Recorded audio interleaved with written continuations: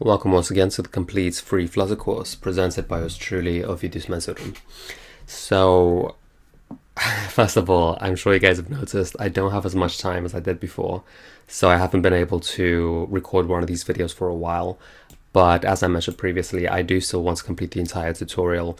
I do still want to take a detailed look at many things, for example, TDD, BDD, which we'll be doing in the future. But before that, I want to finish up this state module by looking at Redux and block. But again, before we can do that, I want to finish up this app, or at least the important parts. So a few things to note about this app. There were a few different things I was interested in doing, which I had a look at. For example, I wanted to have this timer continue to go off even if we close the app, like a real alarm would. And I had a look at a few different ways of doing that. For example, using local notifications or using some kind of alarm. For example, Android has Android alarm. However, it very quickly became too complicated because the Android and the iOS code is different. And while we could do it, I thought I'm supposed to be focusing on states. If I make, it would have been like probably 4 or 5 videos to go into all those things. And I wouldn't have been explaining it properly because I'd be going through it quite quickly. So I thought maybe that's not the best use of our time. But you will see over here in the background, I am in the isolate. That was from where I was testing, working with different isolates. But again, it wasn't really a perfect solution because the isolate can only run about once every 15 minutes. So it wasn't an accurate alarm. It wasn't going off exactly when I wanted it to. And there really wasn't a way for me to do this properly, but at the same time be relatively simple so I can actually show you guys how to do it without way overcomplicating things. On a similar vein, I also had a look at storing something, storing the data. So for example, if I close the app and I reopen it, I thought about doing something where it remembers the previous timer and retrieves that data. And I had a look at a few different options. Obviously, SQF-Lite would absolutely not work here. I mean, it would, but it would way overcomplicate things. So that wasn't a good choice. I also thought about using shared preferences. Shared preferences is another popular choice for a local data store. However, it really only stores strings. So while we could have done that, I would have had to... It wouldn't have been terribly complicated. What I could have done is track the start time and track the end time, or maybe just track the end time as a string, convert the data to a string, and then we would have had to change our start, pause, and unpause function to account for that. And again, it very quickly became a bit more complex. My final choice was to use Hive. Hive is actually my favorite. It's a local database for Flutter. If you guys haven't heard of it, you definitely should check it out. I will go into detail into it in the future. So Hive stores... It can store primitive data types without too much fuss, without too much complication.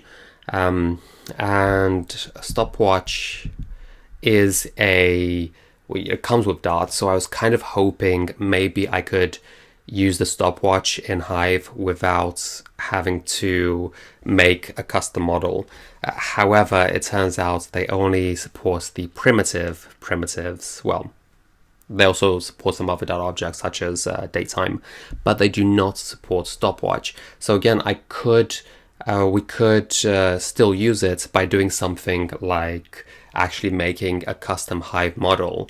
And if it was a real app, I would definitely do that. I think it's worth doing. But again, this is a module where we're supposed to be focusing on state. And if I had done that, that would have taken a few videos. And I just thought, this isn't the right time to overcomplicate things so much. Again, I will go into detail into all of these things in the future, in future modules, but not quite yet. Okay. So that was 2 things I wanted to do, but in the end, I've decided not to do. So that said, what's left here? What's left is actually doing something when our timer reaches 0. Because currently, and I've never actually tested this, but I actually know, I know what it's going to do. if we enter a small time here, just so I can see what happens when it finishes, it's not going to do anything. In fact, it's going to continue running and start giving me a negative number because I haven't done anything to stop that. And it gives me a strange negative number because of the way I was calculating it. And obviously this isn't correct. This isn't the behavior I would expect from a timer. I could obviously say, oh, if it's a negative number, then we know that, we know we've gone over the time. But as a user, I'd expect it to be quite different. So that's what we're going to implement in this video. Just as a heads up, I have not done this ahead of time. Normally, for anything complex, anything that could have a lot of pitfalls, I would go ahead and write the code first, and then I would try to record the video afterwards. Normally, I try to record really soon afterwards, so the code is fresh in my memory. But as I said recently, I just haven't had the time. So even if I were to write the code previously, it would have still been like a week apart, and I would have forgotten everything. But that aside, I don't think this code is going to be that complex, so I think we will be fine. So this is going to be not exactly live, but I haven't done it before, so you might see me do some debugging, or we might get some strange things, but I'm sure we can work around that. I'm not terribly worried at all. So let's think about what we have to do. So what is the timer doing? And again, ignore this. I am in the isolate. That was from what I was doing before, trying to work with isolates. I can't even remember which file I was editing here, so I thought it's easier to just forget about it. I trust you guys won't mind too much. But okay, that aside. So let's think about what's happening. How is our data flowing? We have our start, and that's causing periodic update display string, which is here. And what this does is updates the display string, right? So this calls this, which does this.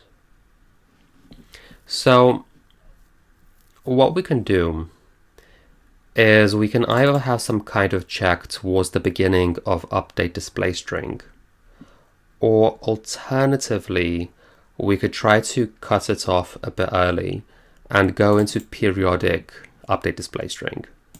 So it's really up to us here. I think I prefer to do it here, just so I don't overcomplicate this. Now, additionally, I'll want some kind of Boolean flag telling us if the timer is done or not. So let's start with that. And I'll make a var is timer finished. And I'm going to set this equal to rxbool. And the starting value is going to be false. Similarly, my start and my reset need to, actually reset this value. So we'll say is timer finished, and this is here in the start function, and dot value for the dot. I'm going to set this to false. This is fine. Pause on pause. In reset is timer finished dot value equals false.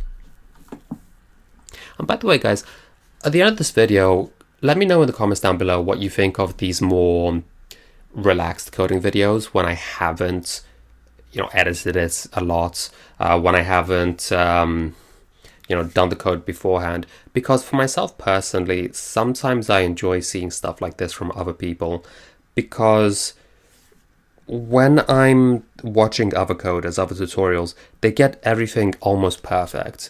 And then when I code myself, coding is difficult. We make mistakes. We have all kinds of bugs. Sometimes it takes me a couple hours to actually fix a bug, and that could be really, really disheartening. At the beginning, when I started coding, I thought maybe I'm not very good at this stuff. Maybe there's something wrong with me. And I do kind of think if people show us more of the debugging, more of them making dumb mistakes, or taking time to think about what's happening, maybe can help you realize that yeah, that these kind of things do happen. Things are not always so smooth. I'm not expecting any big bugs, but yeah, we'll see. Okay, that aside. So I've set the flag here, and in my timer screen, I'm gonna have to check for the flag. And I think what I'll do is put an if statement at the beginning, so have that as the first check. Yeah, I think that makes the most sense. So I'll have that as the first check and have 0, 0 flashing, probably white and red. I'm also going to play some kind of sound, which I haven't done anything like that before, but I don't think it's going to be complicated. I have pub.dev open here. I'm sure we can find some kind of package to do it. I'm going to try to run a vibrate as well, but I'm not 100% sure if my emulator can vibrate. I think it can't, but you know, we'll check. It's going to be fun. Okay, back to timer state though, because we're not there yet. So here, an update display string. I have my starting minutes and ints. I have my starting seconds. Yeah, so what I'm going to do is say if starting min, no, it's the other way around. If tsw.elapsed.in minutes greater or equal to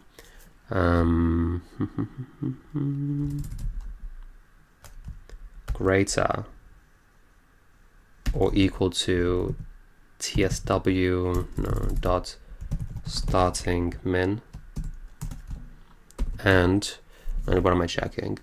So obviously it's going to be the starting seconds, but one of my worries is that if I have like 1 minute here and 10 seconds here, one of the things we need to watch out for is that when it gets to 1, 0, it doesn't flag it as true when it shouldn't be. But let's just write it out and see what happens.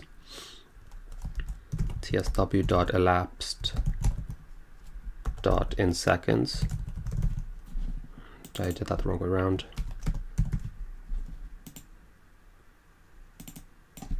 And let's try having the ID help me.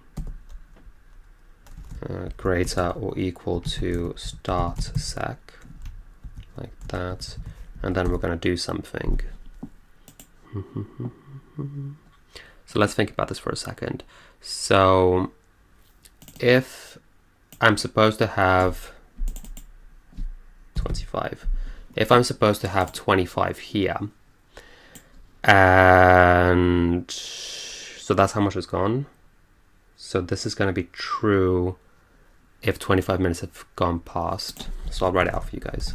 So if I'm on 25, 0, 0, let's see what happens. But I need to be on 25, 1, 0. This is going to be true, but then the 0 obviously is going to be less than the 10. So this is going to be false, so that's fine. And then if I have something like this, then this is going to be false. The first part's going to be false. So yeah, that is true. Yeah, so I have written this correctly. I did want to do a really quick sanity check. And then I'm actually going to make a separate function, void, what do I want to call it? Finish, set timer to finished, I guess. And this is going to set, well, my display string here is being set equal to update display string. And this is actually really bad architecture because now my update display string has a side effect. But yeah, I don't really want to overcomplicate things, so maybe it's okay to do it this way. When I think about it like this, I really should be checking in my periodic update display string just for architectural reasons.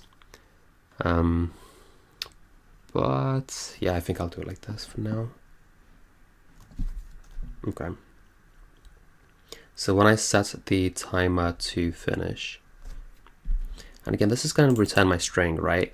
So if this returns a separate string, then this code is still going to run even if I set the timer to finished. So this could have a weird bug where I can set my display string here to 0, 0, but then the rest of this code is going to run, and then this is going to override it and give me that negative number, right? So that is not something I want to happen. What I really want to do is to cancel out the rest of this function, which I can do with t.cancel, what I'm doing here, but that might still update the display string a single time. So for now, let's do that. t.cancel display string dot value, because I think it's an OBX, isn't it? Yeah, like that, equals 0, 0, 0, 0. And we also had is timer finished dot value equals true. That's that. The other thing I could do is inside my timer screen, I can listen for this is timer finished, and then hard code 0, 0, 0, 0 and not actually get the display string, so that even if display string is incorrect, then it's not going to matter. So the display string could be a negative number, but my timer screen isn't going to read it, so it doesn't really make a difference. So I could also definitely do that. That's a an option. And by the way, I do want to again emphasize the architecture of this is absolutely wrong. This is what happens when you don't pre-plan things. I didn't think about what I would do when the timer was finished when I started writing my timer state, and now I'm getting to this weird situation where the easiest way of making my function is just such bad architecture, because it's going to have a weird side effect, which is not what we would normally want, but at the same time, it's fine. I'm not going to worry about it for now. I don't think the architecture is that important in a small app like this. So here, if we've basically passed the time, then I'm going to set the timer to finished, which is going to do this for me. The other thing I could do is just give this an else statement like this, and then wrap all of this like this. Yeah, initially I didn't want to have an extra else statement, but yeah, I could also do it like this. And then I can set the string here equal to this. Then I don't need to have it here. And this is also fine. Both ways would work perfectly fine. And both ways are also not the best way of doing it. The reason maybe I prefer doing it this way is because I really hate hard coding values. I don't want 0, 0, 0, 0 to be in my timer screen, because my timer screen should really only be listening to certain flags like this, and then giving my display string from here. My timer state should be handling this display string.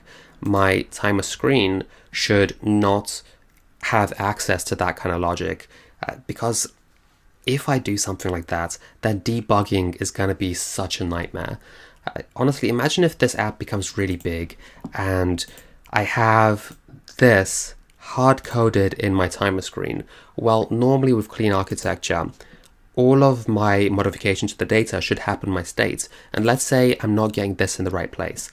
Well, I'd be trying to change things in my timer states, and it would take me hours trying to figure out what's happening, what's going on, why is the value here not correct, when it turns out the reason is I've hard coded it here. So any change I make here, which I would do when I'm debugging, would not show through in my timer screen.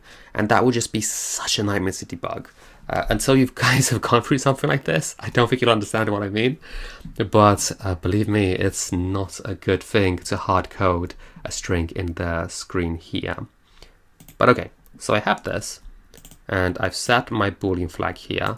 I've cancelled my timer, which is going to stop my periodic update display string. But honestly, even if I don't stop my periodic display string, it doesn't matter that much, because it's still not going to go through this flag here.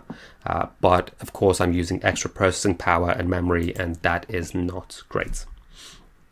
Okay, so here we'll say if state dot is timer finished dot value, and we'll do something else.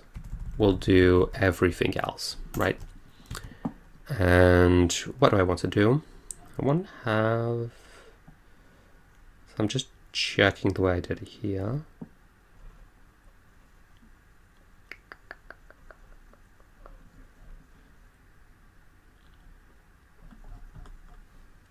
Timer is running with button.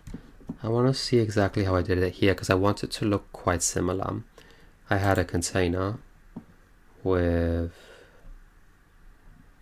an alignment text. Maybe I want to reuse this widget, but then I think the name maybe is okay, and I might just have to pass it an extra flag. So I'm going to copy this here. Display string is this, is running, pause func, unpause func.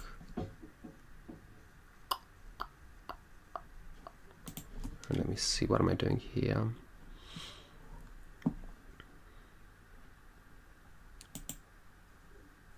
Right. So here I was using a ternary operator for my pause button and my play button. What I want to do now is also have a stop button, although at the same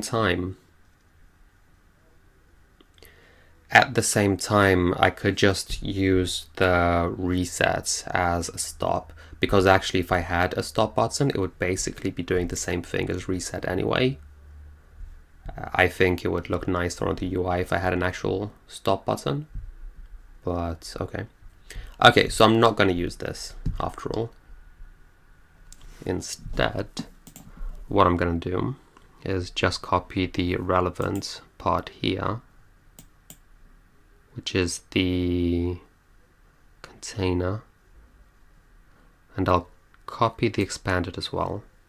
I don't even think I need it.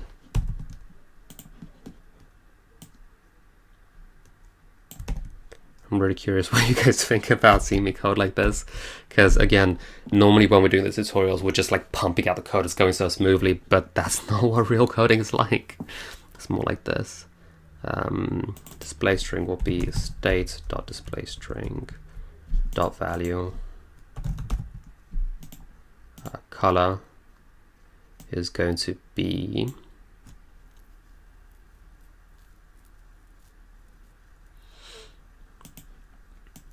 one thing I want to do is change between a white and like a dark red kind of color.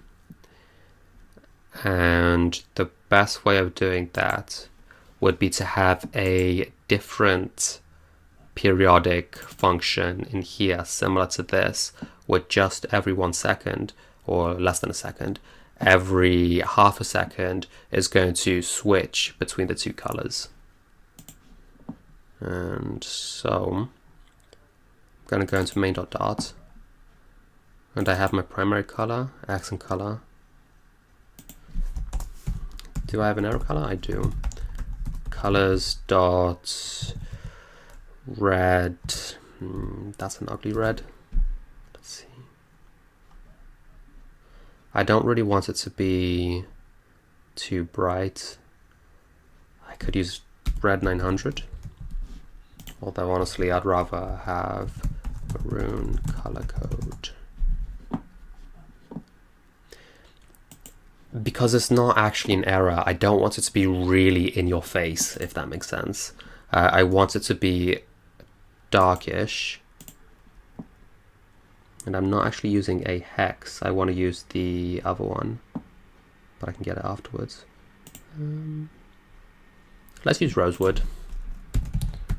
So rosewood RGB code.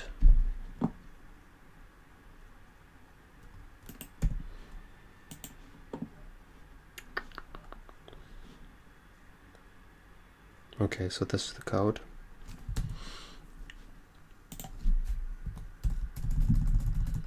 Color.from RGB0, and that's 101, 0, 11, opacity is 1. Save it, it should come through here. So that's kind of, it's not coming through, but it should come through later on, I trust, I hope. So that's fine. Then I'm gonna set another flag that decides if it's gonna show the error color or not. Var show error color equals rx bool false, and I'm gonna have a separate timer t2, which is going to actually change this quite often. So in my set timer to finished, I'm going to use something really similar to here. T2 equals timer.periodic. My duration is going to be, let's try with 500 milliseconds. As always, I'm probably going to change my mind about it afterwards. And what this is going to do is set, I already forgot the variable name, show error color.value equals not show error color.value. So all I'm doing here is getting whatever value is here and just flipping that. And I'm flipping that every half a second. In fact, let's try every quarter of a second. And that should be fine. And now that I'm doing this, I'm gonna have to cancel T2 in other places because I don't want this to keep going. So here in dispose, if somebody closes the app, and also in reset, T2.cancel, like that. And as a result, now in my reset, I also need to check to reset that show error color set equals false. Although admittedly it's not that important because the only place I'm actually checking for it is in this section anyway. So even if it starts as the wrong value, the only difference it's going to make is that we're going to start on red and change to white instead of starting on white and changing to red. So it's not really a big deal. Show error color state.show error color dot value, and if it is, we're going to show error color like that. And I believe that's it. Let's quickly check. I would be quite surprised if I don't have any bugs. It's unusual to get things right the first time. So let's try 10 seconds. 9, 8, 7, 6. I should have tried with 2 seconds. And everything breaks. Okay. And let's see what my first error is. The following session was thrown. Incorrect use of parent data widget. Okay, so I used an expanded where it didn't make sense to use an expanded. Okay. So I'm just going to remove this. But I'm pretty sure this needs to be wrapped in a center in that case. And I don't remember if I had my initial text exactly in the center if I had it slightly higher up, because normally I don't really like things to be exactly in the center. And again, I haven't actually looked at this code in a while.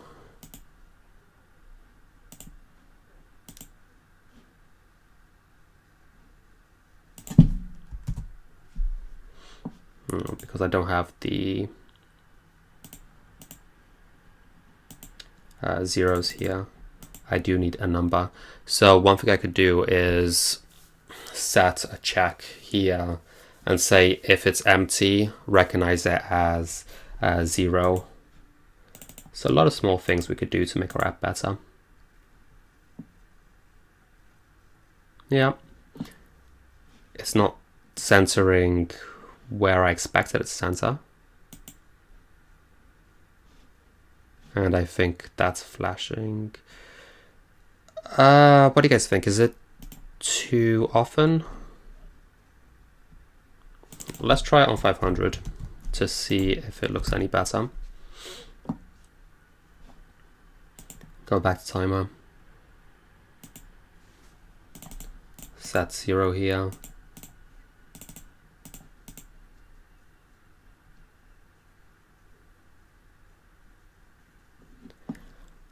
I think it actually makes a bit more sense as 250. I think it should be flashing a bit more. But this red color I think is a bit too dark. So let's put on our thinking hat. We need this to be a bigger number. Try 150. And as you guys can see, I'm just kind of guessing. There should be a similar kind of shade, just a tiny bit lighter.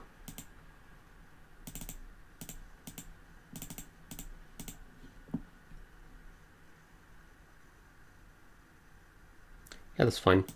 And the reset works. Okay, so that's fine.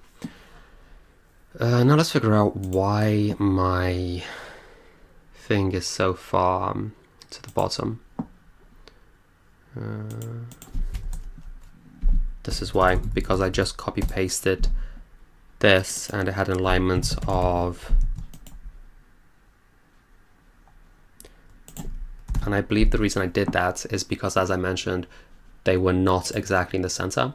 So I want to copy that structure because I don't want it to jump from one segment to the other. Yeah, see, it jumps.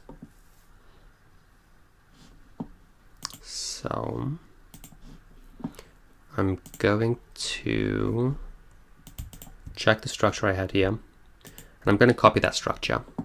Now, really what I should do is extract the structure in a separate widget, but I'm not going to.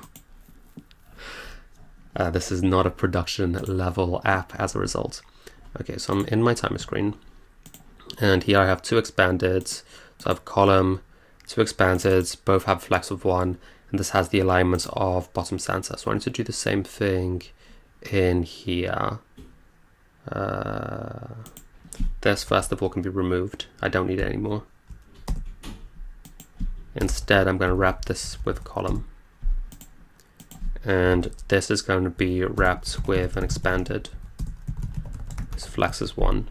And I don't need flex 1 actually, because on the other section I'm just going to have a expanded with an empty container. I'm just putting the empty container to silence the warning.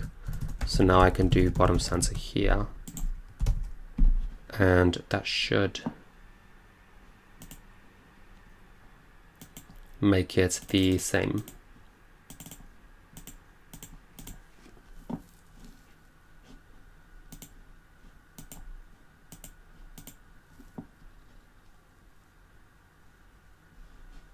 I want to see that again.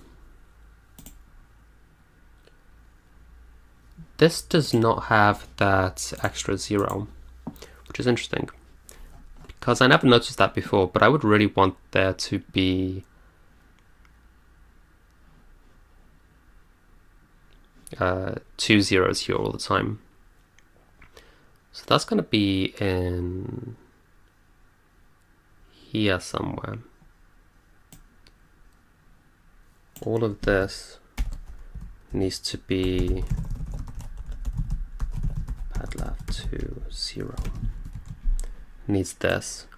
What this code is doing is going to put the extra 0 on the side, like I have in seconds as well. And I need to do it over here as well. Pad left 2 0.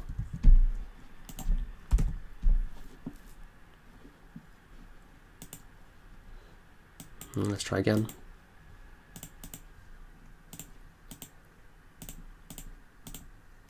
So now it's always going to have 2 zeros. And now when it switches, it doesn't change the position at all, which is exactly what I wanted, which is great. Now what I'm going to do is, let's say Flutter, play sound. There should be some kind of, audio players. So what I can do with the audio player here is just play some kind of ringtone. And I believe I used this before when I was going through Angela Yu's course a while ago. So what I'm going to do is I'm actually going to go to my old GitHub. And I'm just going to look at my public stuff. Don't worry, for work I don't use GitHub, I use Bitbucket. So you're not seeing anything which is not already public. I believe it was Xylophone. Yeah.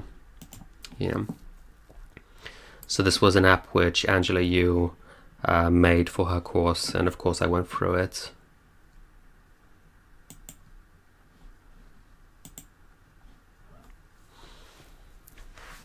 And then I have a music button here. My music button has an audio cache player and player.play. So the reason I'm checking is just to see how I use it, because I remembered I did use this previously. And I also want to check my pubspec.yaml to see if I'm using the correct package. So that was audio players here, which is the same as the one I have open. So I'm going to keep this open just in case I have any kind of issue or any debugging I need to do. I'm going to Control-Shift-P to get my pubspec assist. Then here I'm going to say audio players. And what that's going to do is automatically add whatever I searched for to my pubspec.yaml. And as you guys of course remember, so once this finishes, I'm gonna restart VS Code because it has a habit of not instantly recognizing whatever packages I added. Okay, so that's fine. And you might think it's a bit strange that I'm doing something like this where I'm looking at my old code to see how to do something, but actually that's, at least for me, that's really, really common. I often just pull out my old code and see what I've done before, how I've done it, because since I have done it before, as soon as I see it, I'll remember it quite quickly. It's better than trying to learn something new or relearn it. And at the same time, I don't have to think too much about all of that. Okay, so I need to import this, which is actually not exactly what I expected. And now let's decide, do I want this in my timer state or do I want this in my timer screen? I'm gonna say I want it in my timer state. So I'm just gonna add this here. And then, so I had a final audio cache player, but this was passed in. So yeah, here. You have to create the audio cache like this. Oops, that was definitely the wrong place. So as you guys of course can see, I'm not focusing too much on how to play the audio, but I'll give you guys a really brief rundown. So what I'm doing is, well, I just googled for any kind of package, and that brought up audio players. And when I saw it, I remembered that I'd used it before, so I went into my GitHub and found the code where I had written it. And then what we have to do to play it is we first have to create a final player audio cache. And then once we have this audio cache, which we get from audio player audio cache.dart, then we here say player.play, and then some kind of audio file, which I don't have yet. And I'm going to have to add that to my pubspec.yaml in a second. So I'm going to go into my set timer to finished in my T2 timer periodic. And this is where I'm going to say player.play, I don't know, alarm.wav, which of course doesn't exist yet. So what I'm going to do is just free download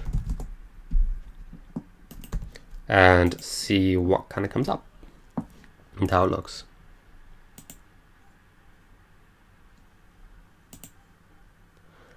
And I don't know if you guys can hear what this is playing or not. I'm having difficulty finding something which is not terribly annoying. I think I'll just use this one. And this is going to repeat, of course. And how can I download?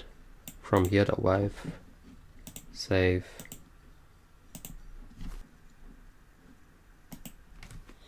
Okay, so I had to edit out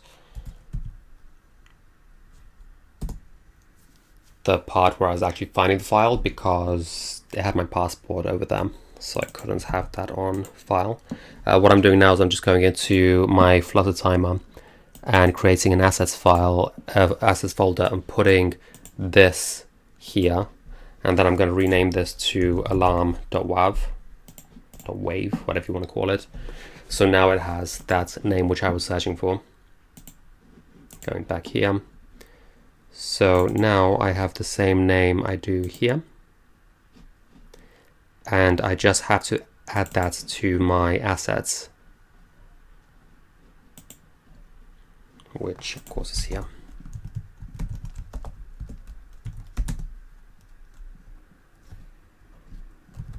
Alarm.wav. And this is really one of those things which I would not be surprised if I do this wrong the first time. Should be fine.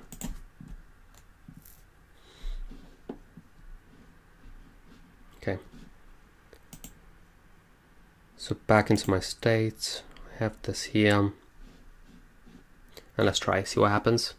Well, first I need to rerun everything, like fully rebuild it, because I added a new asset file, and if I don't rebuild it, it's not going to find that. There's a good chance it won't find it anyway because I did something wrong. I have a habit of getting the asset folder incorrect.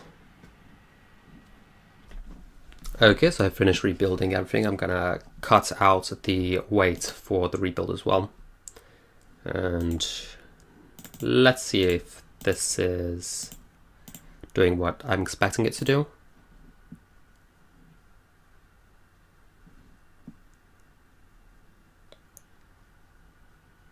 I can hear it.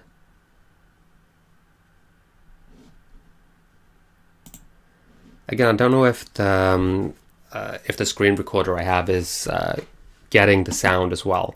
I can hear it, but I kind of expected this to happen. My alarm.wave or .wav, whatever, is I was hoping you would have kind of like a music flair. I'm gonna open the container folder and double click it so we can see the actual size. So this is 2 seconds, and in fact I think it's a bit over 2 seconds to be exact, and I'm running it only once every quarter second, so I'm only running about this much of it, so I'm not hearing the entire sound, which I was expecting. So I could do a couple of things here. First of all, I could actually edit the sound file, which is probably the correct thing to do, but I'm going to pretend that I'm a software engineer only and that I don't want to mess with stuff like that. So instead what I'm going to have to do is do something so this only plays sometime, like perhaps once every 4th time. And what I'm going to do, I'm running a lot of very hacky code in this video, a lot of things which I would not recommend doing. I'm going to have int I equals 0 if I modulo 4 equals 0, then play this.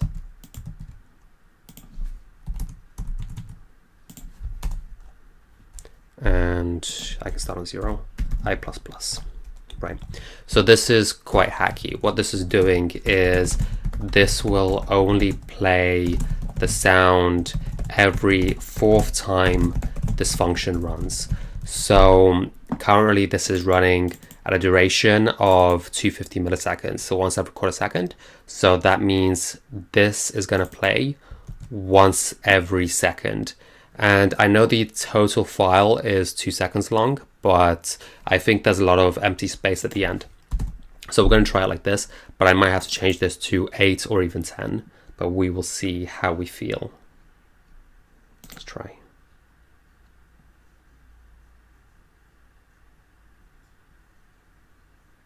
That's fine. Again, I have no idea if you guys are actually picking this up or not, but I can hear it. It is playing. It's perfectly fine. It's a bit quiet, so I need to turn it up a bit. But that's fine.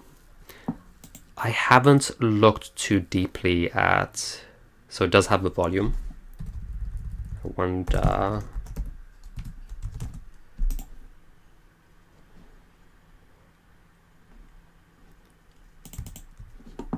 So what I'm doing here is I'm looking at the volume.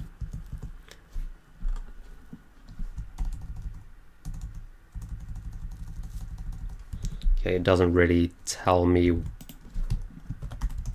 what kind of number it expects. I don't know if 1 is the maximum and I can do 0 to 1, or if I can try to do bigger numbers as well. So I'm going to try to do this, but it might give me an error. I have not worked extensively with this package before, but a lot of these packages are kind of intuitive, so you don't need to worry too much about them. A lot of them you can just kind of try things, and normally if it's written correctly, it should work the way you intuit it would work. So I'm not sure if this is going to work, but I'm going to try. Honestly, I think it's the same the same volume. I think that volume probably works the other way, with 1 being the maximum. In fact, it's probably from here. My emulator is probably too quiet. Yeah, I think that's what was happening. So I'm just double checking to see if this works. I didn't mean to start this. Apparently my reset on my stopwatch doesn't work. We can have a look at that afterwards. So let's try.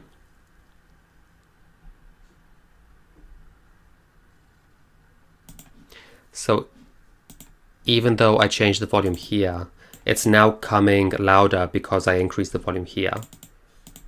Okay, So let's actually get rid of volume. I don't think I need it. It was just my emulator which was too quiet.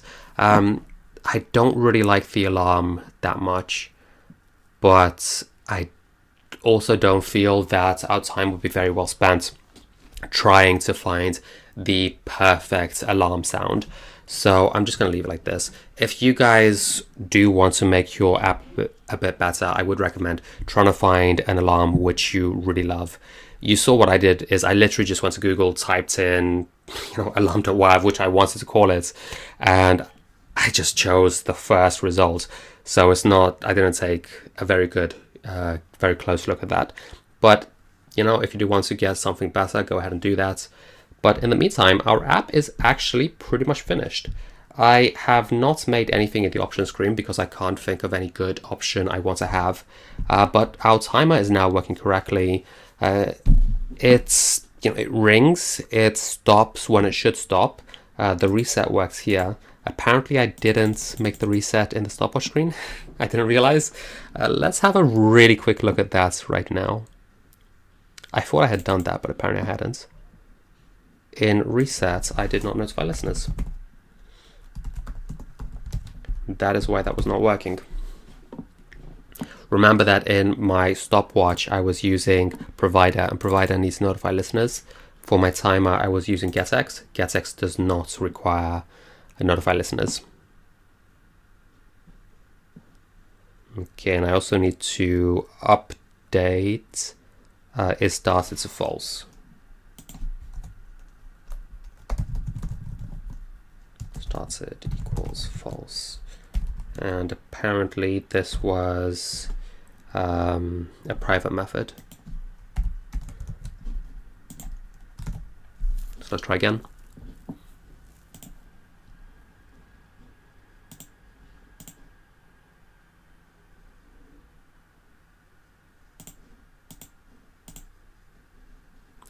So it's starting at the previous value, so we need to reset that. So here in, where is display? Yeah, so here I had this as the default value in return string. So I need to reset it here and reset. Alternatively, we could add a check in the update stopwatch string, but I don't want to do that. There's no real reason why not. Actually, the reason why not is because that would run the check every second, which is kind of a waste of resources. It's better to just do it one time when I need to. So let's just run my stopwatch. And now when I reset it, it should go back to 0.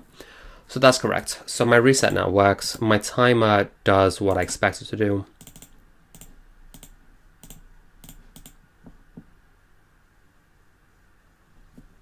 I think that's fine. That is looking really, really good. All right, gentlemen. So that is actually going to be it for not only this video, but this entire app. I am declaring the timer app to be finished.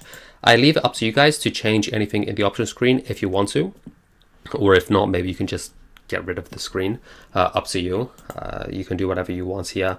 I'm not going to worry about it too much. And actually, I like this app, so I'm going to end up putting this app on my phone because I'm looking for a good stopwatch. One of the issues I have with the default stopwatch, the one that comes with Google, is if I do plank, for example, if I do some kind of exercise, and it should be here in my clock. This looks different than the one that my phone has. On my phone, it looks quite different than what this has, and it has like the circle goes around like a stopwatch does, but the actual text which shows the seconds is quite small. And if I'm doing plank, I want to see this time in big letters, and I don't really care about the circle going around. So I'm actually going to put this app on my phone afterwards, and yeah, that's going to be great. All right, gentlemen, so that is going to be it for myself. I hope you guys enjoyed it. If you like this video, be sure to hit that like button. Let me know what you guys think about this kind of video where it's more relaxed, where I don't have the code written out ahead of time. Maybe we wasted a bit of time having me actually think about things, but at the same time, maybe it's useful to see what real development looks like. Because when we're actually developing things, things go wrong and we don't just know what we're doing instantly. We have to think about things. And yeah, if you guys enjoyed it, let me know below. So in the meantime, myself, Ovidius, I'm out.